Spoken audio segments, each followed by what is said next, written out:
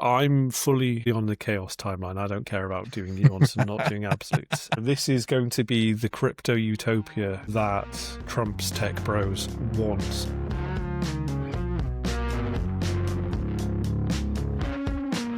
Welcome to Crashed, the tech podcast about everything else. Today, that means the Home Secretary's AI surveillance plan, why we're already in the middle of preventative policing, and why Greenland matters so much, or Iceland, in a tech context, of course. I'm Alex Hudson.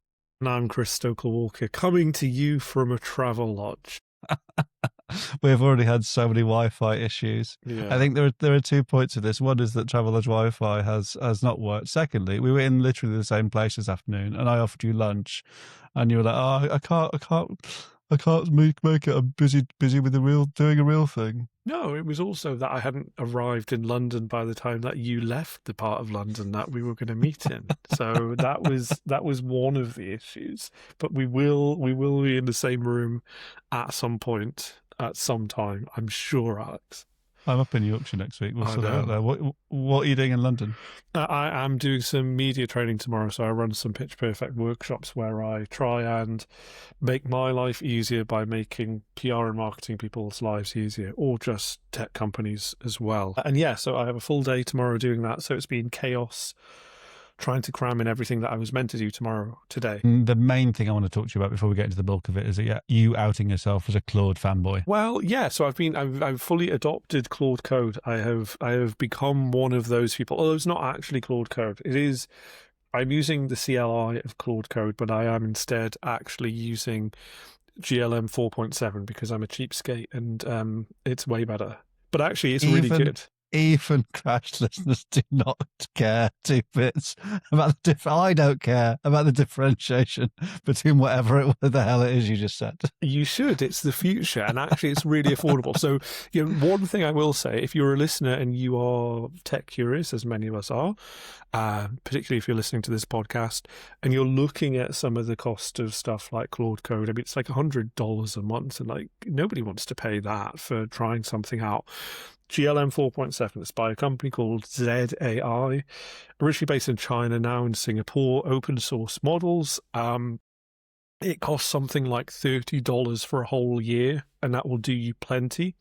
And you can route it through Claude Code to think that it's Claude, so it works perfectly fine. So that is my tip. If you're curious in this sort of space, dip your toe into the water with that. What's its relationship with China? Like TikTok, basically. So normally based in China, everybody will be concerned about it. Actually, not that big a deal. So, we didn't actually plan that at all. Speaking of surveillance. Good segue. There we go. Our major story is about the Home Secretary's desire for AI surveillance. Home Secretary Shabana Mahmood is in the middle of an emerging media storm about her view about the surveillance state. So this is her quote. "AI and technology can be transformative to the whole of the law and order space," she told the Tony Blair Institute. "When I was in justice, my ultimate vision for that part of the criminal justice system was to achieve by means of AI and technology what Jeremy Bentham tried to do with his Panopticon.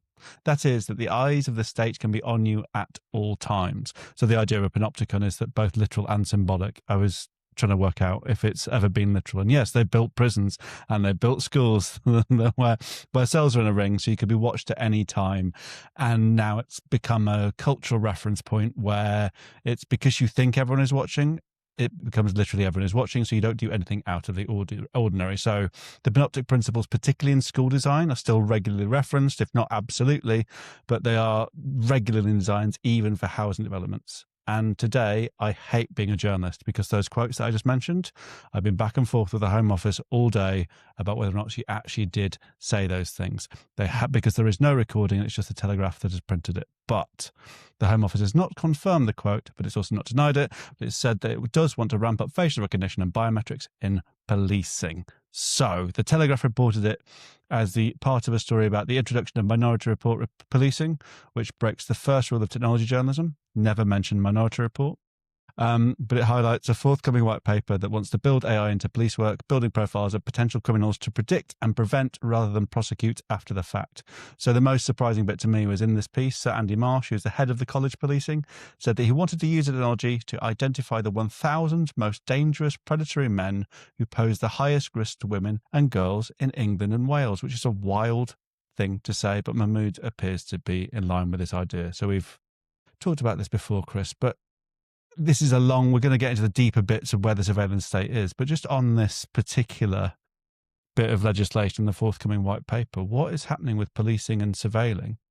No, nothing good. What happens if you are the 1,001st worst predatory person in the country? Do you just get off scot-free and you don't get actually monitored? Difficult to make jokes in this space. Difficult, Chris. No, it's not. It's not a joke. It's a genuine question. And it's one of these things that I think highlights the problem, which is you have to draw the line somewhere. And there is always, with the kind of debate and discussion around the surveillance state, this idea put forward by those who are generally more law and order, criminal justice, not to bring politics in it, but generally more right of centre rather than left of centre viewpoints on this sort of stuff, just particularly on policing, that if you don't have anything to hide, then there's no problem at all. And one of the things that I found was interesting was in the Telegraph reporting of this, one of the government sources was telling the Telegraph that it's not going to involve watching people who are non-criminals, but Shabana Mahmood supposedly feels like if you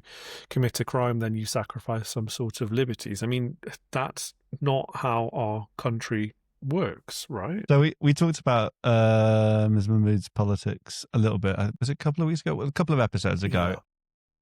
Whether or not she was Blue Labour, and I went down a sort of where her ambitions lie. And after we talked about it, I went away and had a few private conversations, and it gets even more complicated. But it's really sort of tweaked my opinion and shaped my opinion, and I can't talk about those conversations because they're in the strictest of confidences. But what I will say is I think we'll be seeing a lot of her politics becoming a lot more clear over the course of 2026, which is deliberate dwell bait. I am sorry, but I cannot talk about it because it was really fascinating conversations. Anyway, so on this specific topic, I think the law already allows a lot of what the Home Office wants to do. It already allows what a lot of the justice sector wants to do. It's around surveillance, and the biggest difference here is around surveillance states or surveillance enabled.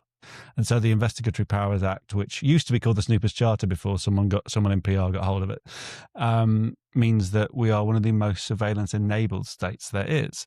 And so if they want to do a lot of surveillance, there is no law outright banning face recognition, but it has to go through a robust judiciary experience. And what I expect to see in this white paper is actually a little bit of feathering around the edges of where judicial oversight is needed and when it is not, and particularly around AI. The budget of the police is still going up in real terms and in absolute terms, but what it means is that the emerging technology won't be bottlenecked by legislation before it is already laid out there and it already becomes part of the normal policing policy.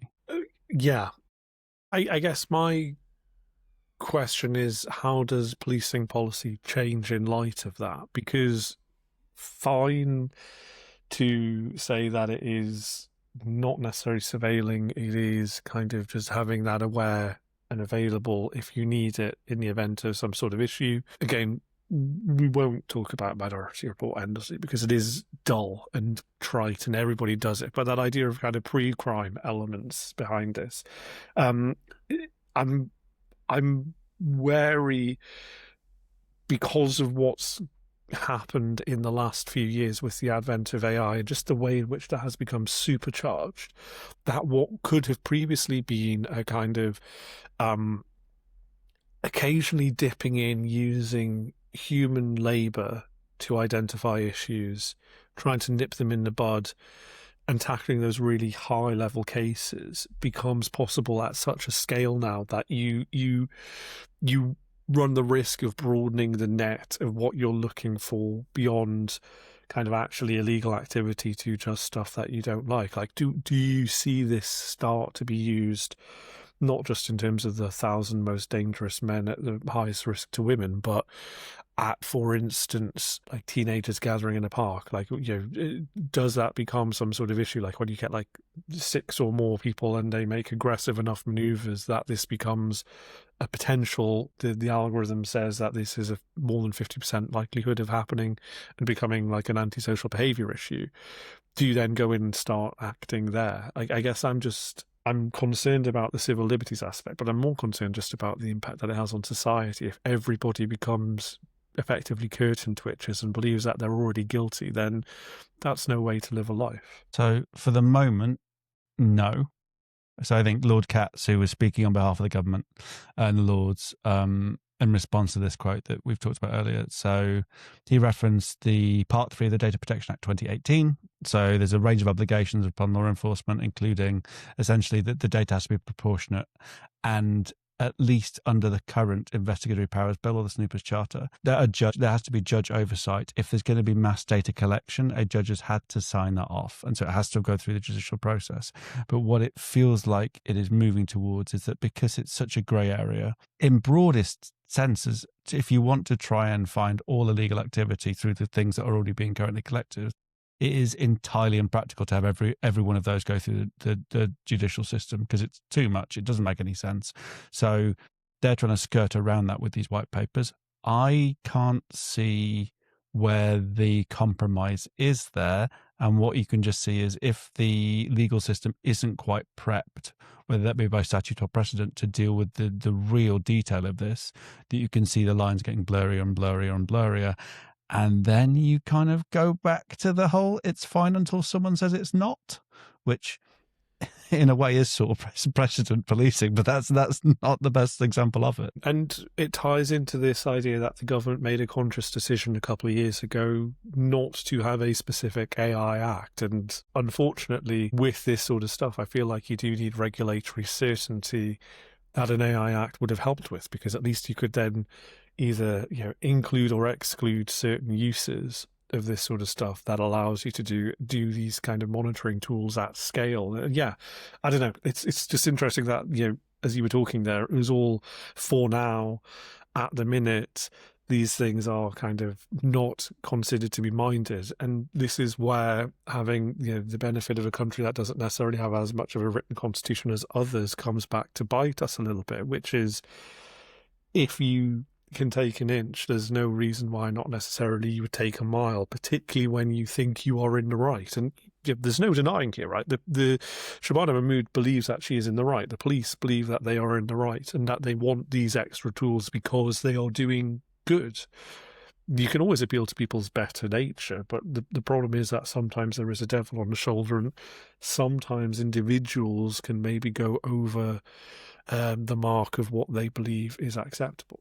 I think if you want to look at it, it's all about the intent. And if you look at the intent, particularly around the European Union, but specifically around Dutch legislation, around German legislation, that is a clear sign of intent encoded into law about what is and what isn't acceptable, and not just the sort of the literal letter, but the spirit of what they're trying to protect.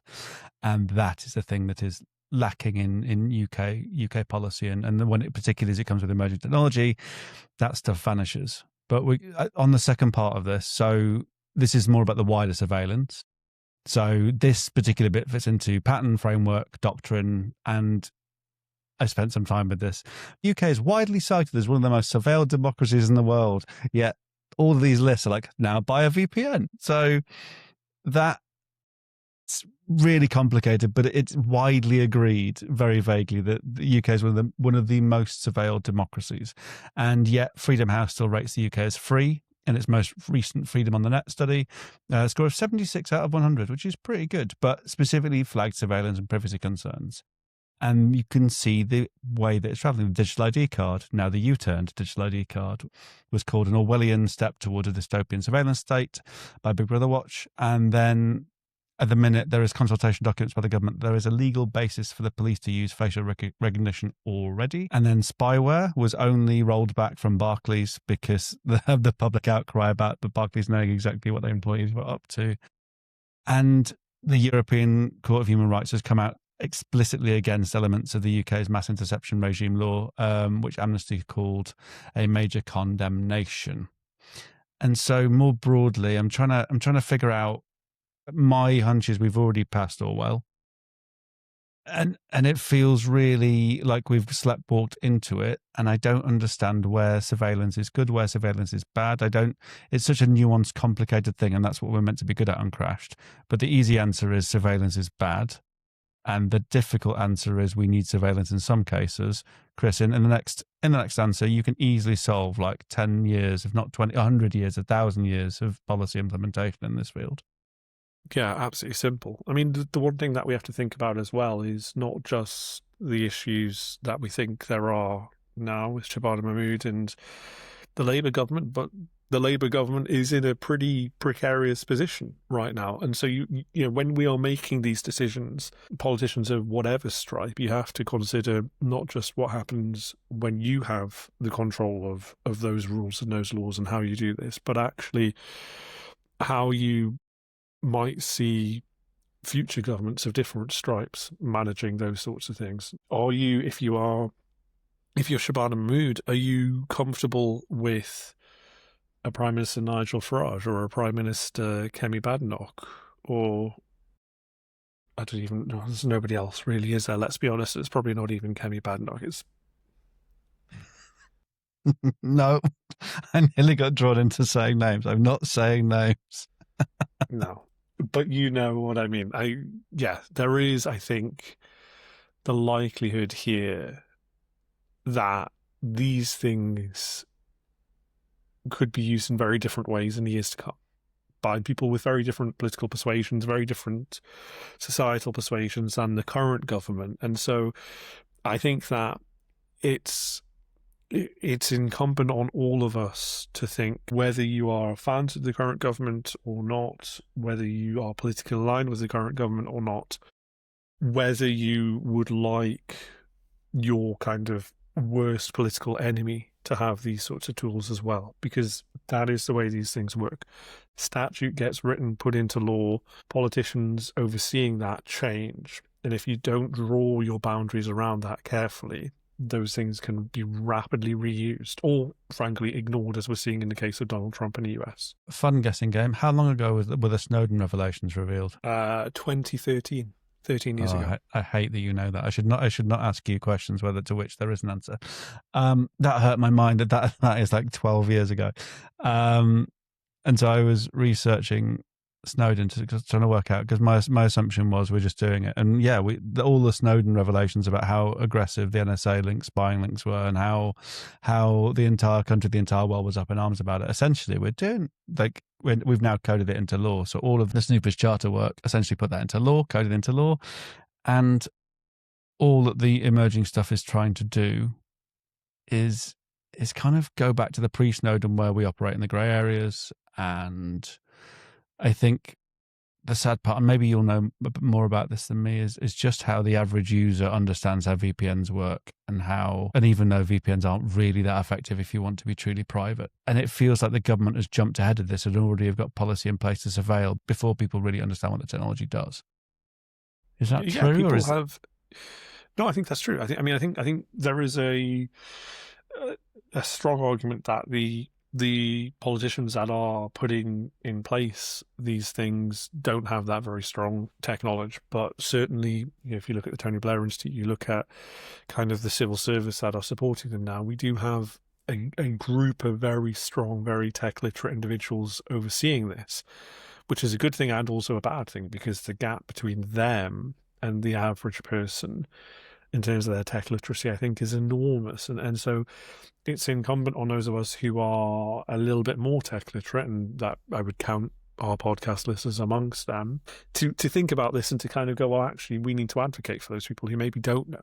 And I think that's the concern. Either advocate for them because they don't know, or try and inform them because they don't know. Because the average person might go, well, the way this is being presented to me by Shabana Mahmood is 1,000 potential rapists are not going to be able to do whatever they want to do to my daughter, my sister, my mother, whoever it is now, which is good that they can't do this. But actually, that's not necessarily true. Like that's not necessarily guaranteed. And with that comes a whole load of other issues that we need to have a more nuanced debate about. And so allowing people to understand that, I think, is important, that we just properly interrogate this before we kind of wave it off and say, yeah, well, this is happening now. Key thing I took from that was that you believe that the Tony Blair Institute is tech enabled. It wants to be. We haven't talked about this. The fact that Tony Blair Institute wants to be a tech company now, that hurt my mind. I mean, that's wild. You've been so complimentary about it. I guess what I'm saying is, would I rather have a Tony Blair Institute versus not having a Tony Blair Institute? At least there is a kind of semi-reasoned voice in there, which might not agree with at all on lots of things. I think there's an over-reliance on the TBI within government and kind of using it as an outsourced kind of department effectively. And that comes with its own issues because TBI comes with an agenda. But it's better than not having that in the room and having the old Al Gore joke of the internet is a series of tubes and all of that sort of stuff. Well, Blair might be busy at the minute with his senior executive role on the Gaza's Board of Peace. Alongside Lukashenko and all of those other veritable experts in this space.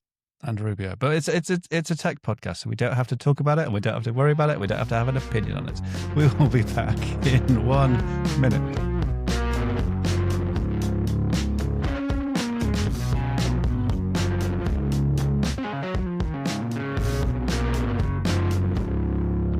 Welcome back. Welcome back. All of the stuff I said I couldn't say, I just said in the break to Chris. So Chris now knows. I'm still not allowed to talk about it. Sorry. Anyway, despite Trump mistaking Greenland for Iceland yesterday, well, it was now yesterday, it's just happened like an hour ago, he really wants to own Greenland. Not Iceland, Greenland. There's so much geopolitics to it, and you can go on to listen to any number of podcasts about it, and that's really not why we're here. But there are two tech-relevant stories here, which we're idiots for covering because this all might be out of date in 12 hours. We might have to go and leave voice notes and who knows what, but we're going to try. The first, is the potential for a European tech boycott over Greenland actually possible? How likely is that? And then the second is the extent to which Greenland matters to tech infrastructure and the emerging AI industry when it comes to rare earth materials, cooling, all of that sort of stuff. But we'll come on to that in a second. So, Chris, you were sort of talking about the idea of a potential European tech boycott about what happens in Greenland. Is that ever going to happen? In the short term, no, because we're too locked into this. In the long term, I think that it already has started and is potentially... Someone just slammed the door next door. And is potentially... Travel lodges are soundproof. They're fancy hotels. Yeah, no, they're not. No, apparently not. No, that's Premier Inn, isn't it? And are apparently... I'm staying in Wrexham's Premier Inn this weekend, so I'll let you know how Wrexham's Premier Inn is. Premier Inns are good. This travel lodge, to be fair, is quite good because it's right by King's Cross and it's cheap and the rooms are all right and they're huge for a London room. Anyway, not an ad. The Z Hotel, which I've sometimes stayed in. So, as I was saying before, I was rudely interrupted by whoever just opened the door in the corridor. In the short term, no, I don't think that there is going to be a tech boycott, in part because you just can't really do it unless you want to fork out a ridiculous amount of money for a smartphone that doesn't work and still probably find yourself ending up supporting US tech by your Netflix habit or your YouTube addiction or something like that. In the longer term, I think that the tech boycott has already started. I think that actually people are pretty serious about it this time around. I think that Trump's behavior with Greenland has pushed people to the point of going, well, look, this is untenable now. The norms have been changed, and even if Donald Trump leaves in 2028 or leaves sooner, there's loads of speculation around his health, some of which might be factual, a lot of which probably isn't. But he might not leave in 2028 because he's kind of hinted that he might not. Then we do need to think about how we build out a world where we're not reliant on US technology companies that might feel compelled or have to, forced in some way, bend to the whims of Donald Trump. So there was a meeting last year in Germany where a bunch of European technocrats, and this is part of the problem that we have, which is why it takes a long time, is because these are European technocrats, agreed on basically the principles of how we would try to unwind that reliance on the US. Similarly, there's private initiatives. The Eurostack initiative is one of those that is happening. And I think the last few days have really built up a head of steam on that. I think that people are moving now from let's talk about this to, okay, actually, events are moving very quickly. We need to be concerned about this. So how do we put that into action? How do we put that into action? With great difficulty. Although actually there was interesting, there's been a lot of, I'm not hugely political, or I am interested in politics, but not in the hardcore way that I know you are and lots of other people are. But I've been seeing and reading a lot of stuff around Davos this year, which says that this is kind of the most consequential and the most interesting Davos that there's been either for a while or potentially ever, because actually a lot of the conversations are being very frank and there is actual news happening at Davos, not least with Greenland. Am I right in that? That means you're not reading the news enough, because every Davos is the most consequential Davos in decades. And I think I am the other side of that. I'm too jaded with that. But everyone is like, oh, this COP summit really is the one that changes everything. This Davos summit really is this thing. And actually the reality is that most conversations that are the most influential happen behind closed doors. They don't happen in this public sphere. But to your point, it likely is more consequential than most, given that US until yesterday was about to invade Greenland. So in that way, yes. But it's one of those, we're talking up and talking down a thing rather than it being the truthful of it. It's complicated, as it always is. Let me talk up in that case. An initiative announced by Ursula von der Leyen, which is probably not a sentence that you ever imagined that I would say. But the EU Inc. initiative that she announced, I think, is one of the reasons why I think that actually this is actually happening and how it can be done. So one of the problems that we saw with this attempt to wean us off US tech historically has been that there's just no European alternative. And in part, that is because of a whole bunch of reasons, but it includes the fact that we have so much bureaucracy in Europe, and apologies if you're a Brexiteer or you voted for leaving in 2016. Don't apologise to Brexiteers. Well, I'm trying not to, but I'm saying UK is still part of Europe, okay? So, we do consider this in some way, shape or form. Generally, it is very difficult to set up, at least on mainland Europe, a business. And von der Leyen announced this week that they're basically going to slash red tape, which I think will help some of those people who had been dissuaded from setting up a startup in Europe to start taking more risks. And so, it's a long way from doing that to getting your big unicorns beyond Mistral or whatever, but it is a start, and I think that is a significant moment. So that's how it happens, is you start to encourage innovation and you don't get in the way of it. You really get out of the way of those people who can build stuff and provide alternatives. So I don't think the boycott will happen. I really don't, unless... So I think there's a really fascinating piece by John Harris, who's the Politico editor-in-chief, and the headline's all about, so President Trump will get a third term even without defying the Constitution. It's all about how Trump has been the most consequential president in history, and actually it's been the longest presidential run in history. It's 14 years compared to FDR's 12 years because of that gap in the middle. And so if he does have that permanent impact on the US, you can see where the Europeans particularly, but also the wider supply chains, particularly around India, particularly around China, look for that long-term move. You've seen that short-term provision where they look to move those supply chains immediately, but to fully move those chains and that tech away from the existing ones is really expensive. It's really time-consuming, and also you're relying on the new world order remaining the new world order for longer than a few years, which was the one great thing that America offered, was security stability. The dollar standard became the new thing, and it was so safe, and everything was going to be fine. And if that's being upended, it's going to take a lot longer than 2 different Trump terms to do it. But if the Politico piece is right in that even if a Democrat gets in, even no matter what happens, Trump's shadow is so severe that there is that permanent impact. But we've talked about it before. The EU does not move quick. It's going to be a while. And it might have that sort of 10% difference or that 15% difference. And actually that's fundamental reform. And it's a big deal, but it's not a boycott. It's a rethinking about making sure all your eggs aren't in one basket, or diversifying portfolios, all of those different things. And that's not as exciting. It's not as headline worthy, but it's a more permanent change, I think. Yeah, no. And one thing that I think will happen in the interim, regardless of whichever way you go, and there is a strong argument that actually we lose the appetite for that because we think, well, by the time that we set all of this up, Donald Trump might be gone. And yes, his impact is such that, we don't trust America in the same way anymore. If you still want to try and dissuade him from this sort of stuff, and as we're recording this, EU negotiators, I think, stepped back from the EU-US trade deal just in the last sort of hour or so.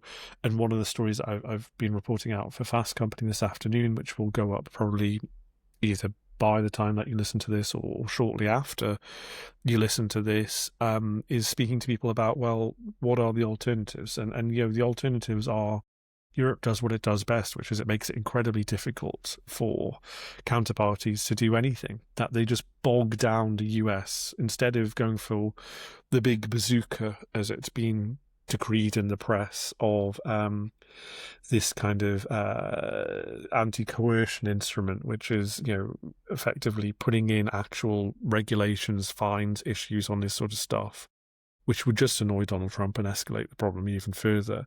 They instead slow it down. So you start to see more enforcement of the DSA, the Digital Services Act, the DMA, the Digital Markets Act. We have coming through in the very near future a Digital Networks Act, which has been watered down a little bit to make it more business friendly. Perhaps that gets ramped back up. We have the rewriting of an EU Cybersecurity Act that has been tabled on Tuesday. So that could also cause some problems. I think what you start to see is maybe Europe nobbling US tech companies and hitting them with fines a little bit more, being more kind of forthright on these things in an attempt to say to Donald Trump, well, yes, you are the supreme power here, but we can make your life difficult by hitting you at the thing that you think you do best, which is pro-business, innovation, and all of that sort of stuff. So the second part of this is about how much Greenland matters to tech infrastructure when it comes to... So I think firstly, it's cold, great for data farms. Secondly, there is a wealth of rare earth materials which no one cared about until Trump threatened to derail most of European diplomacy for the sake of a Ukrainian deal. And rare earth materials are it's boring, complicated. And then also the thing it's just zinc. Anyway, it's not that rare. There's some copper there, though. Copper is important for data centers. No, Greenland has got loads of stuff. It's just it's really icy, so it's difficult to mine. And so that's the difficult thing is for long-term investment. When it comes to alongside the sort of geographical importance of it, and Russia and China are fighting out in these spaces, literally geographically because of its power through the Arctic. Actually, if you take it as a long-term investment, the rare earth materials and the mining capability are really exciting in Greenland, but it takes a lot of money to set up because it's so icy and it's so difficult to get through to get to the rare earth materials, and the long-term arrangements have to be in place. Anyway, the point, before I got derailed, my point was about the actual cables. So if you want to get across the ocean, which I'm amazed by, there's still all these AI companies being set up with huge underground, under-ocean cables that are still necessary, despite Starlink, despite all the expectation around low Earth orbit satellites. These cables are still seen as this future of the industry, at least for the foreseeable future. And Greenland, don't say Iceland, Greenland is one of a key part of this. And actually there is a huge potential in that space. So actually, and Trump has said explicitly that it's not about rare earth materials, but most commentators have said it is a bit about rare earth materials because it's one of Trump's hot talking points, that and tariffs. Are we underreporting the level of importance of just the actual infrastructure and geographical location of Greenland is naturally so tech focused into this that there is something to the thing? Yeah, no, I think we are, because the more interesting thing is Donald Trump going insane, right? Like that. I mean, that's always going to be the more interesting story. If you said it yourself, you started talking about zinc and then you went, this is really boring.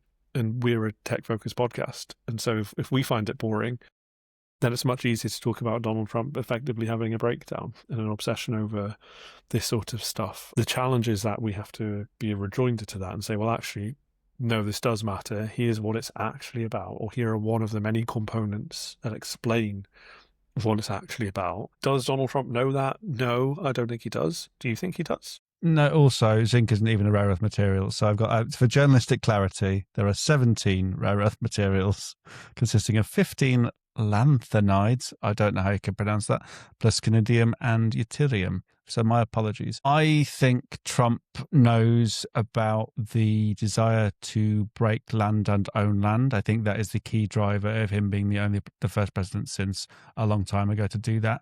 And so he becomes a sort of grower of empire. I think that is the single key driver.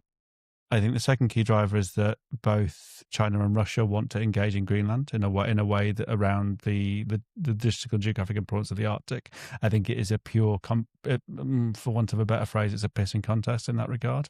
And the third thing is the conversations around rare earth materials, which Trump, for better or worse, has got a bee in his bonnet about. And it has become this real buzzword for things that Trump wants to take seriously.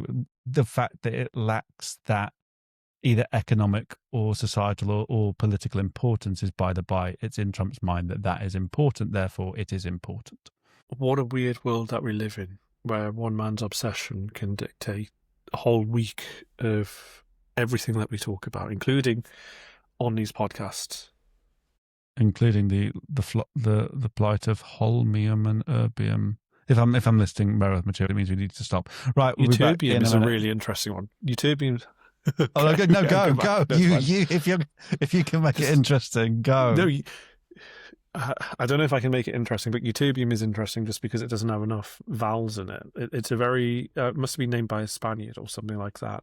Ytterbium or something like. I think that's how it's spelled. Ytterbium. There's 3 vowels in there. Yeah, but it's missing a one at the start, right? Like YTT is. Sorry, I like letters and I like words. I'm a journalist. I'm always interested in how YTT came to be. And that's the reason we're not already in a break. See you in a minute.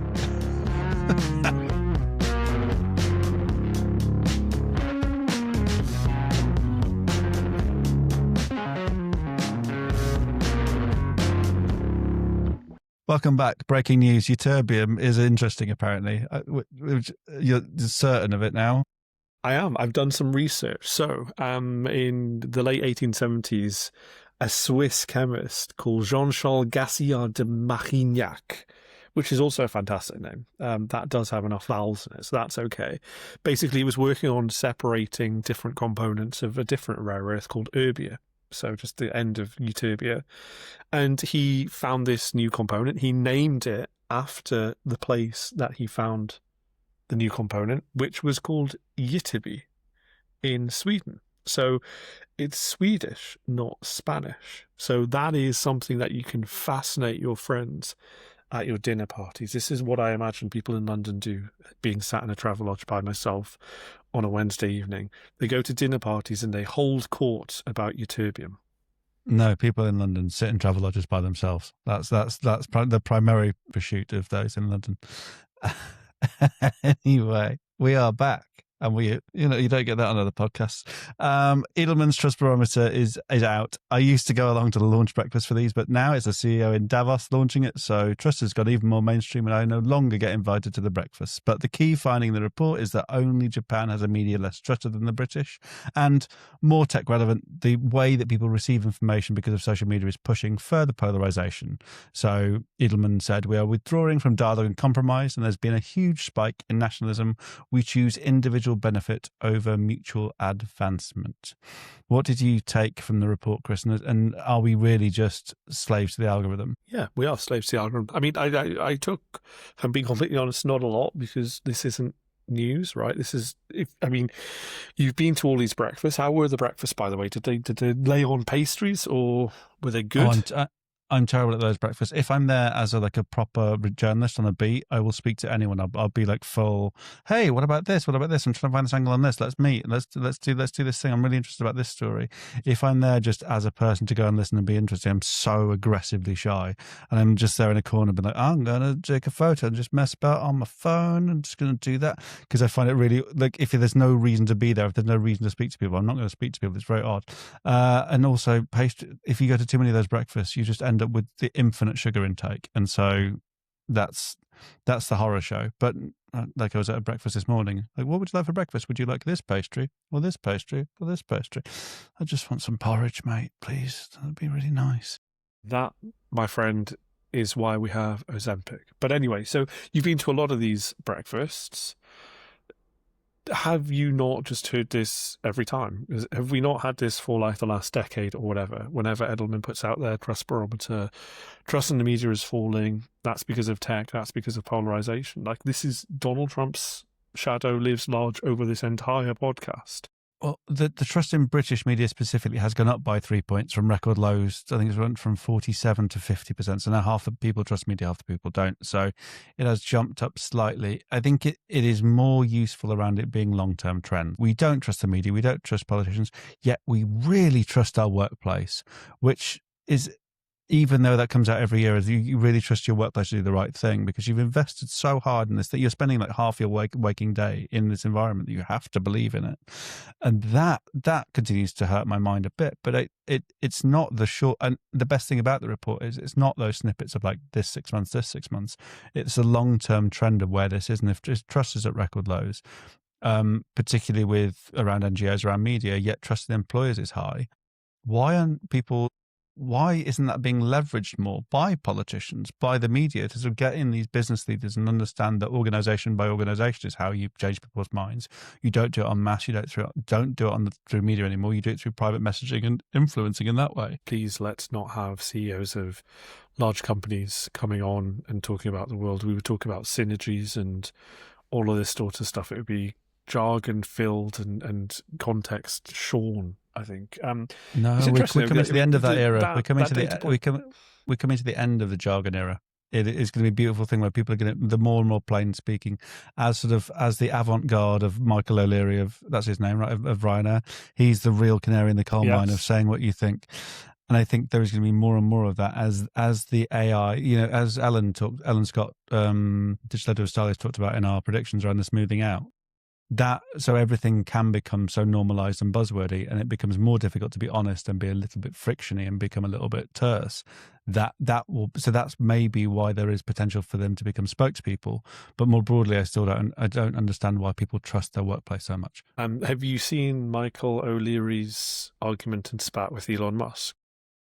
I saw a bit of the press conference. What happened? Okay, it's fantastic. So basically, I think Michael O'Leary has become Elon Musk's kryptonite and has actually found a way to get at Elon Musk in a way that's meaningful, which is brilliant and beautiful and all sorts. I mean, he's doing the Gavin Newsom approach to Donald Trump, which is he's just adopting the same ways of interacting as the person he is trying to target. And that really rankled Elon Musk. So it's fantastic. If you haven't looked at it, go look at Ryanair's PR campaign against this. Elon Musk has got so angry that he's thinking about trying to potentially put in a bid for Ryanair. I don't really know what happens then. This all stems, by the way, just from Michael O'Leary saying that he doesn't want to stick Starlink on Ryanair because it would push up prices, which suggests he's right, first off, but also suggests that Elon Musk has no idea about anything to do with Ryanair. And why would he? Because he flies with his private jets. So I guess that is understandable.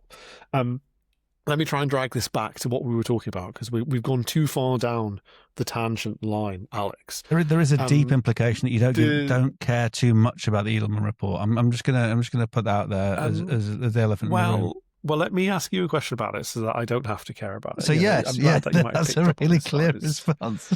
The whole concept behind this report, I mean, the tagline for it was trust amid insularity, this idea that we're kind of retreating into ourselves. Do you think that goes some way to explaining that plus 3% trust, in that actually we're looking at the world, we're looking at it and thinking it's quite scary, and so we're reflecting back on what we do well, and that's often our media being quite tenacious? The 25 journalists left. I think it's more that the media has less influence.